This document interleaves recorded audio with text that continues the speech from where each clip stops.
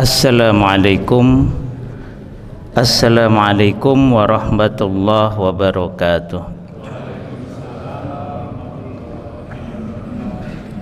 Alhamdulillahi rabbil alamin.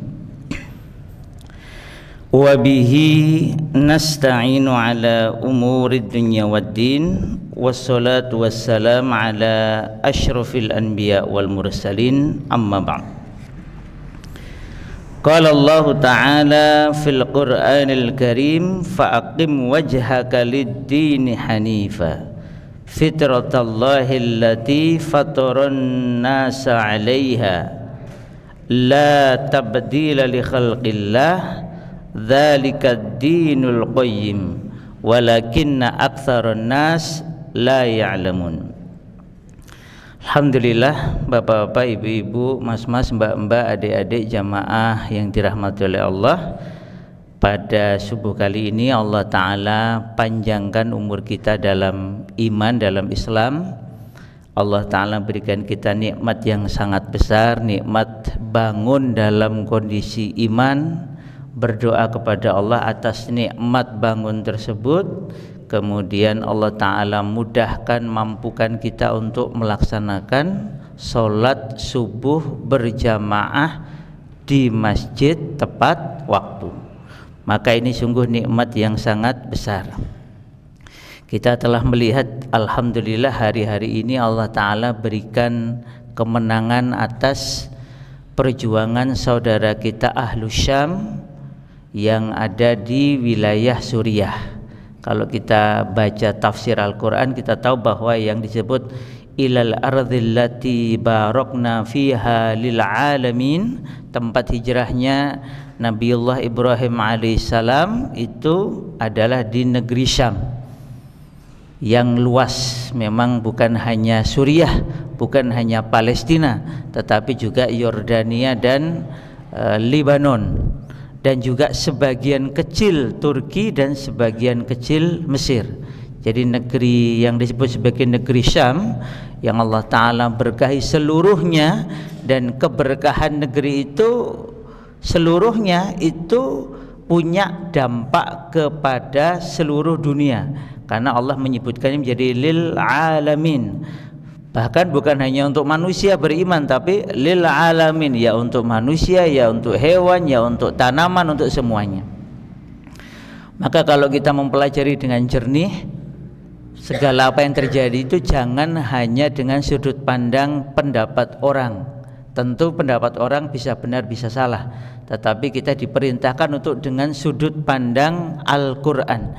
Inna hadzal qur'ana yahdi lillati hiya aqwam wa yubashshirul mu'minina alladzina ya'maluna sholihati anna lahum ajran kabira. Jadi kalau ada satu peristiwa, kita harus kembali, kalau menurut Quran bagaimana.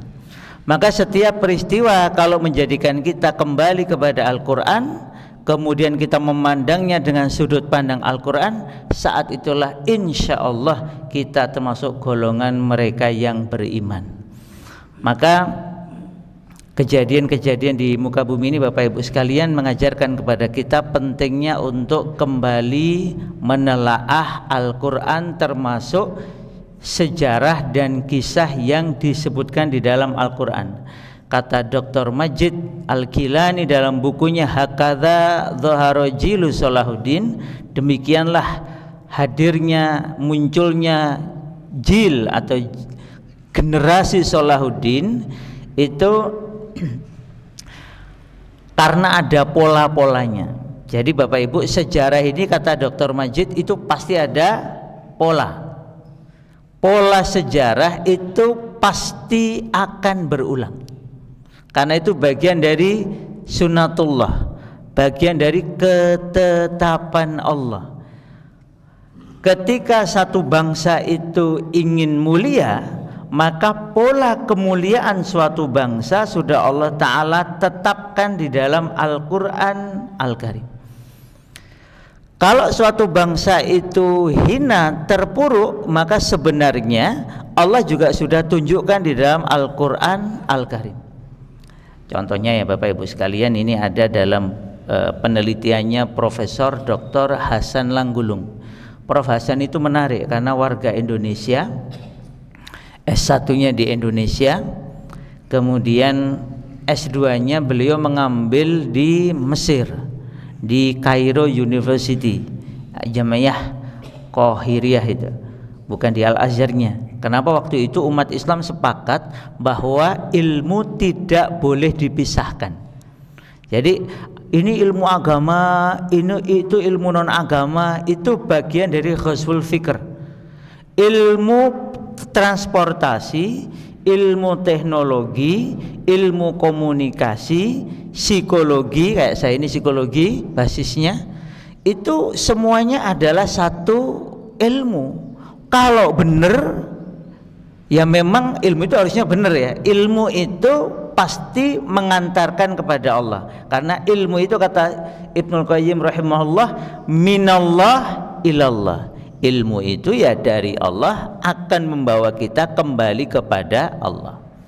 Nah, Prof Hasan ini kemudian mengambil S2 di Cairo University, lalu beliau mendalami psikologi. Risetnya waktu S2 itu adalah tentang al-murahik, kondisi remaja Indonesia dibandingkan dengan beberapa kondisi remaja di tempat lain.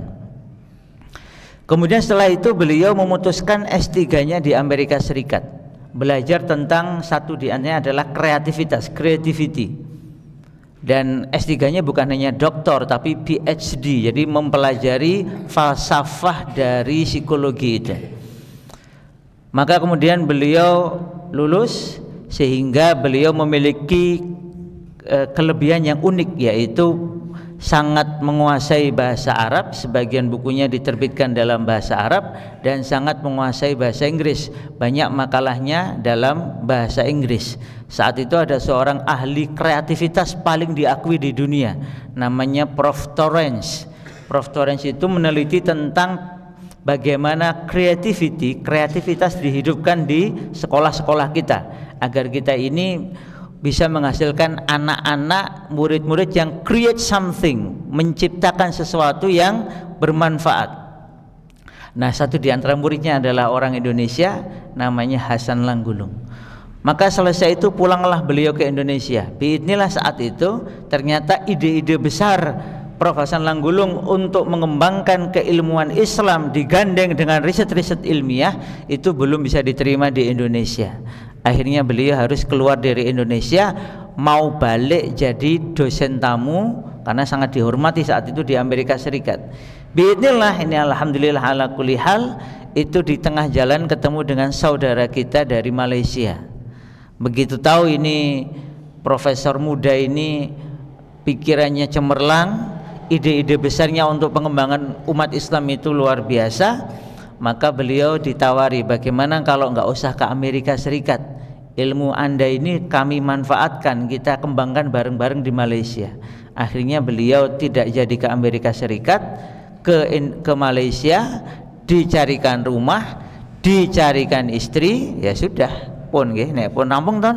Kalau sudah dapat rumah, dapat istri, kemudian semua ide-ide besarnya ditampung, dipersilahkan untuk dikembangkan, maka alhamdulillah ilmunya berkembang sangat baik di Amerika Serikat, di Malaysia. Lalu bukunya banyak sekali diterbitkan di Malaysia. Nah, kita ikut beruntung karena buku yang berbahasa Melayu itu lebih mudah diterima oleh orang Indonesia, sehingga oleh beberapa penerbit Indonesia kemudian disesuaikan sekian bahasanya, tinggal penyesuaian sedikit, dan alhamdulillah kemudian muncul banyak di Indonesia. Ada manusia dan pendidikan, ada teori-teori kesehatan mental karena beliau memang orang psikologi. Kemudian ada asas-asas pendidikan Islam, ada pendidikan Islam dalam abad ke-21. Kemudian ada kreativitas dan pendidikan Islam.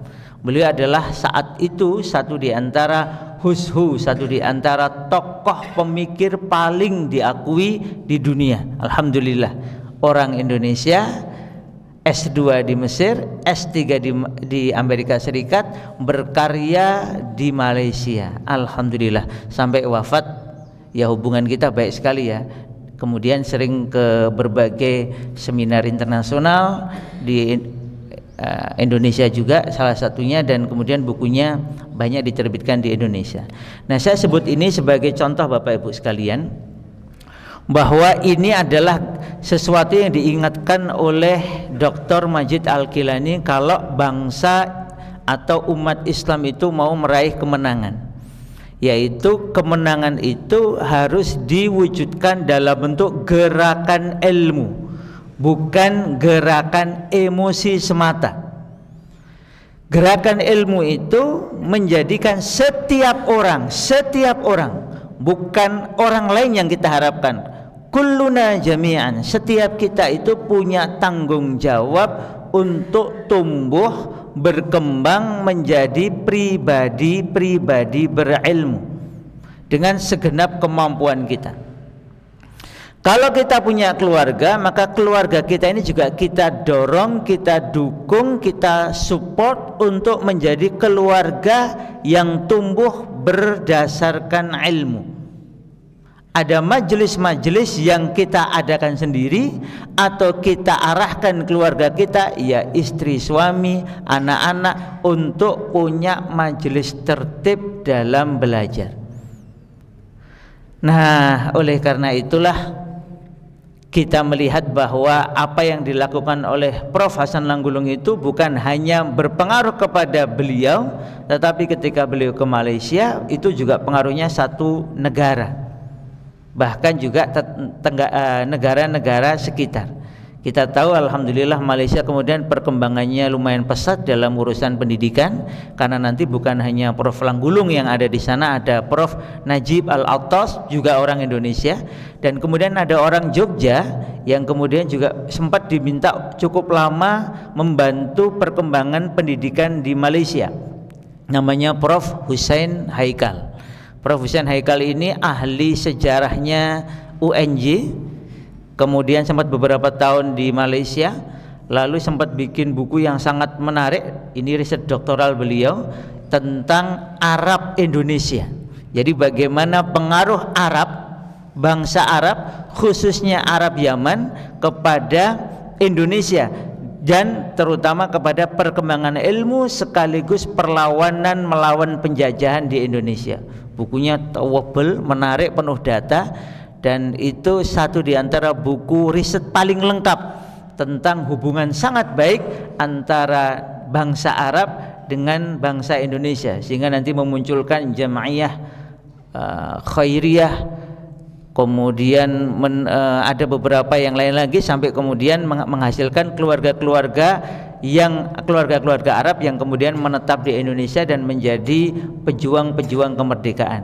Kalau Bapak Ibu pernah lihat foto Bung Karno sedang pidato di Gang Pegangsaan, nah itu rumahnya itu milik Muslim Arab yang kemudian setelah itu diwakafkan untuk Indonesia. Jadi banyak sekali data-data sejarah yang dimunculkan oleh Prof. Hussein Haikal tentang hubungan sangat baik warga keturunan Arab yang kemudian bertahun-tahun anak cucunya lahirnya ya di Indonesia, menjadi bagian dari kemerdekaan Indonesia. Lalu apa hubungannya dengan tema kita tentang pengaruh kesolehan orang tua kepada anak? Bapak Ibu sekalian, teringatlah kita kepada satu peristiwa di zaman tabi'in. Ada seorang alim faqih bernama siapa itu bernamanya? Kita simpan dulu namanya. Beliau ingat anaknya. Alim faqih ini kadang disebut sebagai faqihnya Madinah, itu ingat anaknya. Kemudian ketika ingat anaknya, beliau sholat.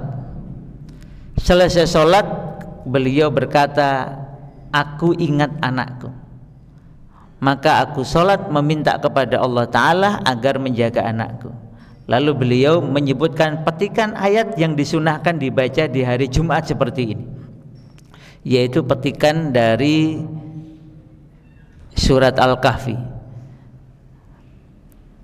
Wa kana abuhuma sholiha, karena ayah keduanya itu adalah ayah yang soleh. Kita tahu petikan ini ada di dalam kisah cukup panjangnya Nabi Musa alaihissalam ketika belajar kepada Khidir. Dalam satu riwayat, Musa alaihissalam sedang berkhutbah di depan umatnya. Bapak Ibu kita tahu nggih, Musa alaihissalam itu lahir di Mesir di tahun pembunuhan anak-anak bayi-bayi laki-laki Mesir. Lahir pada 1 tahun dibunuh, lahir pada tahun berikutnya nggak dibunuh, tahun berikutnya dibunuh lagi, terus begitu selang-seling. Karena waktu itu Fir'aun dengan kezalimannya itu menjajah Bani Israel yang beriman. Nah, Musa alaihissalam kita tahu lahir di tahun pembunuhan itu. Maka oleh ibunya diberi ilham oleh Allah Ta'ala, ibunya ini memasukkan bayi Musa ke peti, kemudian dikasih tali, lalu ketika pasukan mendekat rumahnya maka talinya diputus, sehingga peti berisi bayi berada di sungai sampai kemudian masuk ke istana Fir'aun. Maka tumbuhlah secara ringkas Musa alaihissalam di istana Fir'aun. Kemudian setelah dewasa melakukan suatu pembelaan kepada Bani Israel sampai membunuh warganya Fir'aun, sampai kemudian beliau pergi ke Madian. Di Madian Musa alaihissalam belajar selama 10 tahun. Kemudian pulang dari Madian diperintah Allah Ta'ala untuk dakwah kepada Fir'aun, sehingga beliau meminta kakaknya. Ini menarik ya. Jadi Bapak Ibu sekalian itu berdoa kepada Allah meminta keluarganya jadi soleh itu boleh, bahkan dicontohkan. Musa alaihissalam itu minta kepada Allah kakaknya itu ikut jadi nabi, dan Allah Ta'ala kabulkan. Maka kemudian Nabi Musa beserta Nabi Harun berdakwah berdua mendatangi Fir'aun dengan qaulan layyina sampai berpuluh tahun. Bahkan ada riwayat mengatakan mereka berdua berdakwah itu hampir 90 tahun atau sekitar itu. Kemudian setelah selesai dakwah, Fir'aun juga tidak segera berubah, maka mereka diperintahkan pergi ke ilal ardhil muqaddasah. Al-ardhu al-muqaddasah Bapak Ibu adalah bagian dari al-ardhu al-mubarakah. Jadi sama seperti umpamanya Masjid Al-Aman ada di Sido Arum. Sido Arum ada di Kabupaten Sleman. Mirip-mirip ngoten nggih. Maka diperintah untuk masuk membebaskan Masjid Al-Aqsa. Masjid Al-Aqsa ada dalam kawasan Muqaddasah, Al-Ardhu Al-Muqaddasah, yaitu kawasan Baitul Maqdis. Bukan Al-Bait Al-Maqdis tetapi Baitul Maqdis. Karena kalau Al-Bait Al-Maqdis itu maknanya bisa sama bisa beda dengan Baitul Maqdis. Ini makna yang umum. Ini kawasan yang lebih luas. Maka kemudian kita tahu Musa alaihissalam itu keluar dari Mesir, kemudian diperintah untuk masuk Baitul Maqdis. Yang berani cuma 4 orang, Nabi Musa, Nabi Harun, dan 2 muridnya, yaitu Yusha bin Nun dan Kalb bin Yufna. 4 orang. Ini ada dalam tafsirnya Ibnu Katsir. Karena hanya 4 orang yang berani, yang ribuan orang itu pada penakut, bela agama takut, ngelawan musuh takut. Akhirnya mereka dihukum 40 tahun tidak bisa memasuki Al-Ardhu Al-Muqaddasah. 40 tahun itu Nabi Musa dan Nabi Harun diperintah untuk mendidik umat. Sebagian ulama mengatakan 40 tahun adalah masa peralihan generasi. Sing tuwek-tuwek, gak wani, gak berani melawan musuh itu sudah biarkan mereka menua dan mati. Maka yang muda-muda ini yang harus dihidupkan keberaniannya, keyakinannya, kesolehannya untuk bisa membebaskan Masjid Al-Aqsa. Jadi tetap pembebasan suatu wilayah itu harus melalui proses, melalui persiapan yang sungguh-sungguh, dan itu melalui individu-individu yang secara pribadi memenuhi syarat untuk membebaskan suatu wilayah atas izin Allah Ta'ala. Maka selama 40 tahun itu beliau ada di Padang Tih, dan satu di antaranya adalah ketika beliau kemudian ditanya, siapa orang yang paling alim di muka bumi saat ini wahai Nabi Musa? Musa jawabannya benar, yaitu beliau menjawab, saya, ana. Ini Rasul kabarkan kepada kita dalam hadis sahih, dan betul jawaban itu, kata ulama, itu betul. Di zaman itu orang yang paling tinggi kedudukannya di muka bumi itu adalah Nabi Musa alaihissalam. Beliau adalah orang yang paling alim, paling faqih, paling soleh. Tetapi jawaban itu tidak diizinkan oleh Allah. Karena itu jawaban yang menunjukkan ada unsur pengakuan egoisme, ada unsur, ya ada yang bilang ini ada unsur sombong, tapi ada yang mengatakan oh tidak, itu bukan sombong, itu ya sudah, memang itu benar. Tetapi Allah tidak suka. Karena ilmu itu harus dikembalikan kepada Allah. Allahu a'lam. Maka bagian dari mendidik Nabi terbaiknya zaman itu, maka Musa alaihissalam diperintah untuk belajar lagi. Bayangkan Bapak Ibu, ini ada orang paling tinggi kedudukannya di muka bumi saat itu, paling alim, paling fakih, suruh belajar. Berarti kan nggak mungkin di atasnya. Maka belajarnya kepada seseorang yang tidak disebut namanya. Ini menarik kata ulama. Kenapa Musa alaihissalam yang paling soleh itu, yang paling alim itu belajar kepada orang yang tidak terkenal? Saking tidak terkenalnya, Allah pun tidak menyebut namanya. Tidak menyebut namanya, tidak dikenali oleh orang, dan bahkan wilayah yang harus didatang itu jauh dari tempatnya Nabi Musa alaihissalam. Tetapi inilah Musa alaihissalam menunjukkan keutamaannya. Beliau begitu diperintah, siap, segera berbekal, kemudian berangkat. Maka beliau bertekad, katanya kepada muridnya, aku tidak akan pernah berhenti melangkah sampai bertemu dengan orang tersebut.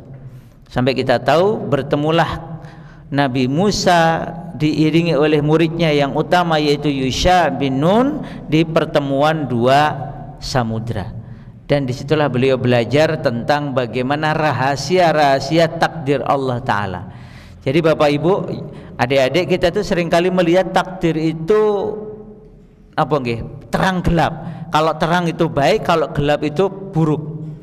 Maka Allah Ta'ala kabarkan kepada kita melalui peristiwa-peristiwa Nabi Musa bahwa kadang terang gelap itu bukan hanya semata baik buruk, tapi ya terang itu baik, gelap itu juga baik. Kenapa? Karena kalau sudah terjadi, itu adalah yang terbaik menurut Allah Ta'ala. Musa alaihissalam ikut bersama Khidir. Syaratnya apa? Kata Khidir, kamu nggak boleh protes, nggak boleh tanya sampai saya terangkan. Apakah kamu sanggup? Sanggup. Maka kemudian Musa alaihissalam ikut Nabi Khidir. Ketika sampai di satu perahu, naik perahu berdua, di tengah jalan perahunya malah dirusak. Ini orang gimana ini? Maksud katanya orang soleh, orang alim kok ngerusak perahu orang? Ini kan nggak bener nih. Maka wajar dong Musa alaihissalam protes. Secara fikih itu nggak boleh. Maka bagian dari menegakkan fikih, Musa alaihissalam protes kepada gurunya, wahai guru, kenapa perahu kita ini sudah dikasih tumpangan gratis, lah kok malah ngerusak perahu orang? Ini nggak bener ini. Apa kata Khidir? Lah, saya bilang juga apa? Kalau belum saya terangkan jangan protes. Musa ingat perjanjian, oh nggih sampun ngapunten, saya khilaf, saya lupa.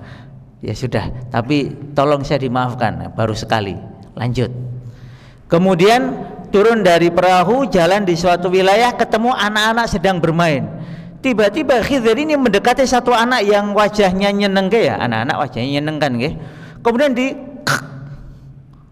tambah shock ini Musa ini. Yang pertama shocknya belum hilang, ini yang kedua shocknya tambah parah. Loh, ini ada anak, nggak salah, kenapa jenengan bunuh? Itu betul-betul perbuatan yang membahayakan, betul-betul perbuatan yang sesat ini. Bunuh anak nggak berdosa. Apa kata Khidir? Lah saya bilang juga apa, kamu itu nggak kuat kalau ikut saya. Oh ya sudah, jangan, saya tolong dimaafkan. Tapi sudah 2 kali. Maka Musa berkata, kalau sekali lagi saya akan pisah denganmu.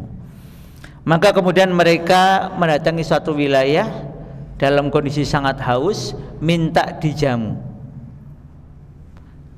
Pelit. Ya, alhamdulillah kalau di Al-Aman alhamdulillah nggak pelit ya Bapak Ibu nggih. Nanti habis ini kita makan. Alhamdulillah. Ini bagian dari melawan rasa pelit. Satu di antara cara melawan rasa pelit adalah jangan memikirkan dapat, tapi memikirkan memberi. Maka nanti selain kita makan dan minum, ya kita harus berpikir bagaimana pokoknya ikut infak berapapun. Kenapa? Karena kita diajari oleh agama ini yang mulia adalah tangan di atas, bukan tangan di bawah. Maka makan minum di sini itu penting agar kita ingat bahwa kita makan, kita minum fil masjid min buyutillah. Ini di masjid, di antara rumah-rumahnya Allah. Sehingga memang masjid-masjid itu memang harus bikin program makan minum gratis agar makanan minuman halal dan thayyib itu dikonsumsi oleh masyarakat kita. Nah, tetapi wilayah yang didatangi oleh Musa dan Khidir ini tidak begitu. Minta dijamu walaupun cuman pakai air itu enggak mau. Tetapi anehnya Khidir itu di pinggir kampung ada rumah mau roboh. Ini Khidir tiba-tiba jadi tukang batu. Jadi tukang batu itu mulia ya, sampai Nabi Khidir pun jadi tukang batu. Ibrahim alaihissalam juga kita tahu juga jadi tukang batu. Masya Allah, membangun kembali Ka'bah. Khidir membangun, capek-capek membangun, dan kemudian Musa alaihissalam mengkritik lagi. Wahai Khidir, jenengan ini gimana? Orang-orang pelit kayak gini kok malah dibangun kembali rumahnya, biarin aja. Maka kata Khidir alaihissalam, hadza firaqu baini wa bainika, ini perpisahan antara aku dengan kamu. Dah, kita pisah. Nah, akan aku sampaikan kepadamu apa saja pelajaran yang didapatkan dari 3 peristiwa tadi. Tapi kalimat Khidir itu menarik Bapak Ibu jamaah sekalian. Aku tidak melakukan ini semua kecuali karena perintah Allah. Jadi tidak ada yang Khidir lakukan kecuali semuanya adalah atas perintah Allah. Jadi pelanggaran fikih itu harus mengikuti perintah Allah. Kalau tidak ada dalilnya, tidak boleh fikih dilanggar. Tidak boleh merusak milik orang lain, tidak boleh membunuh nyawa tanpa alasan syar'i, tidak boleh membela orang-orang zalim kecuali dengan alasan syar'i. Maka Musa alaihissalam diberi keterangan oleh Khidir. Yang pertama, itu kapal kenapa aku rusak? Karena di belakangnya itu ada raja zalim. Kalau lihat kendaraan baik, kapal baik, itu pengennya dirampas. Maka aku beri cacat kapal itu agar raja zalim itu begitu lihat cacat kapalnya, oh ini kapalnya cacat, enggak aku ambil. Selamatlah, daripada kapalnya diambil, maka lebih baik sedikit memperbaiki kerusakan sehingga kapalnya tetap selamat. Jadi kalau Bapak Ibu punya kendaraan, alhamdulillah kendaraannya ada sedikit cacatnya, itu bersyukurlah. Moga-moga itu menjadikan para pencuri, orang-orang zalim itu nggak tertarik untuk mencuri. Kemudian yang kedua, ini yang berkaitan dengan nanti peristiwa kita. Yang kedua ini Bapak Ibu sekalian, ini kata Khidir, ini orang tuanya ini soleh. Jadi kedua orang tua anak yang Allah perintahkan dibunuh itu soleh. Maka Allah Ta'ala khawatir anak ini punya bibit keburukan. Allah Maha tahu, Allah Maha tahu. Kalau kita kan nggak tahu nggih. Ini Khidir diberitahu oleh Allah, ini anak ini punya bibit keburukan. Kalau dia nanti tetap hidup, tumbuh jadi dewasa, dia akan mengajak orang tuanya yang baik itu menjadi rusak seperti dia nantinya. Maka kemudian atas perintah Allah, bagian dari menyelamatkan kedua orang tuanya yang soleh, anaknya yang ini dibunuh, kemudian Allah akan berikan kepada kedua orang tua ini anak yang lebih baik, lebih azka, lebih suci, maupun lebih baik ketaatannya kepada Allah dan berbaktinya kepada kedua orang tua. Maka Bapak Ibu sekalian, ini pelajaran kata ulama, kalau ada orangnya soleh solehah, ibunya soleh, istrinya atau ibunya solehah, kemudian suaminya soleh, ini kedua orang tuanya baik, kok ditakdirkan ada anaknya masih kecil meninggal dunia, sebenarnya itu bagian dari penjagaan Allah. Kenapa? Karena kedua orang tuanya soleh, sehingga anaknya diganti dengan yang baik. Maka kalau ada anak ya Bapak Ibu belum dewasa, belum balik kok meninggal dunia, ya itu sudah, itu takdirnya Allah, itu pasti baik. Suatu kali ada sahabat, Bapak Ibu, sahabat ya, soleh tentu saja, itu anaknya meninggal dunia. Sedih betul dia, karena ini anak laki-laki yang diharap-harapkan, digadang-gadangkan. Kadang ada anak yang kita gadang-gadang biar meneruskan kita, kok meninggal. Saking sedihnya itu jarang keluar ke masyarakat lagi. Maka Rasulullah SAW mendatanginya. Lalu beliau bilang begini, ini riwayatnya, beliau bilang begini, wahai saudara, pilih mana? Pilih mana? Anakmu bangkit dari kematiannya lalu bersamamu di dunia, atau engkau wafat dan engkau dapati anakmu sudah di antara pintu-pintu jannah, telah menyambutmu dan bahkan akan menggandeng tanganmu memasuki jannah. Jadi Rasul itu memberikan kepada bapak yang sedang sangat bersedih ini, takdir Allah sudah berlaku. Kamu pengen yang mana? Pengen takdir Allah berubah, anakmu bangkit dari kematiannya, atau sudah kamu terima takdir Allah dan kemudian insya Allah anakmu sudah menyambut di pintu, di antara pintu-pintu jannah, menggandeng tanganmu, memastikanmu itu masuk jannah. Maka kata ayah yang sedang bersedih ini, ya Rasulullah, saya ridho, saya lebih suka, ahabbu ilayya, aku lebih suka kalau anakku itu menyambutku di pintu, di antara pintu-pintu jannah. Nah Bapak Ibu sekalian, inilah cara Allah mengingatkan kepada kita. Nah terakhir tadi, kenapa kok rumahnya ini dibangun kembali? Maka kata Khidir kepada Nabi Musa alaihissalam, wa kana abuhuma sholihan. Karena ayah dari kedua anak yatim, jadi rumah ini ternyata bapaknya sudah nggak ada, bapaknya sudah meninggal dunia, dia orang soleh. Lalu anak yatimnya ini masih anak-anak, belum bisa mengurusi rumahnya dengan baik, makanya rumahnya doyong roboh, maka dibangun kembali oleh Khidir. Dan Allah menjaga anak-anak yatim yang bahkan ayahnya sudah meninggal dunia ini karena ayahnya soleh. Karena ayahnya soleh, maka anak-anaknya, harta-hartanya itu dijaga oleh Allah. Terserah Allah cara menjaganya seperti apa. Seperti tadi, mengirim satu di antara hambanya untuk membangun secara gratis agar anak-anaknya terjaga, nanti tumbuh dewasa bisa memanfaatkan harta kekayaan orang tuanya dengan baik. Jadi bapak-bapak, ibu-ibu sekalian, kalau jenengan soleh, hari ini mau sholat, hari ini mau zikir, hari ini mau ngaji, mau tahsinul Quran, mau tahfidzul Quran, mau ta'lim, mau tafaqquh fid din, ketahuilah itu bukan hanya untuk jenengan. Pengaruhnya ini Allah tetapkan, laisa li nafsika faqat walakin lil aulad walidhurriyah. Itu adalah untuk anak-anak jenengan, untuk anak turun jenengan. Bahkan ulama mengatakan sampai 7 turunan, bahkan lebih, terserah Allah. Maka kalau kita berdoa itu jangan membayangkan dikabulkan sekarang, bukan, terserah Allah. Yang penting makbul. Kapan dikabulkannya? Bisa jadi setelah jenengan wafat. Kalau jenengan infak itu jangan hanya untuk infak biar balik, mboten, tapi infaklah karena Allah.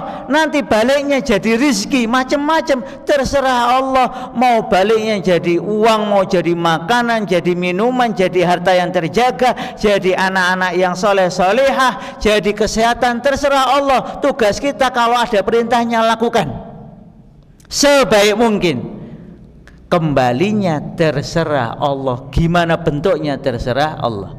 Maka marilah kita manfaatkan waktu kita sebaik-baiknya. Kita tingkatkan kesolehan kita terus menerus bil ilmi wa bil amal. Ya, hati kita yakin ini nikmat datang dari Allah, lisan kita memuji Allah, dan kemudian kita buktikan syukur kita ini dengan amal soleh. Karena la in syakartum la azidannakum, Bapak Ibu, itu juga berkaitan dengan syukur. Itu tidak cukup hanya dengan meyakini dalam hati, tidak cukup hanya dengan mengucapkan dengan lisan, tapi harus kita buktikan dengan amal-amal ketaatan kita kepada Allah, dan itu akan punya pengaruh kepada anak-anak kita. Wa kana abuhuma sholiha. Maka setiap ingat anak-anak jenengan, maka doakan, tegakkan sholat kepada Allah agar menjaga anak-anak turun kita kelak. Infak juga untuk anak-anak kita kelak. Pokoknya setiap berbuat amal soleh itu niatkan semata karena Allah, bagian dari menjaga diri kita dan anak turun kita. Maka semoga Allah Ta'ala jadikan amal-amal soleh kita ini insya Allah sebagai amal-amal soleh penjaga diri kita dan keluarga kita, dan semoga Allah berikan kita umur panjang untuk bisa berjumpa dengan bulan suci Ramadan dan memanfaatkan bulan suci Ramadan dengan amal-amal terbaik kita. Aqulu qouli hadza wa astaghfirullah li wa lakum, innallaha ghafurur rahim, wabillahi taufiq wal hidayah. Wassalamualaikum warahmatullahi wabarakatuh.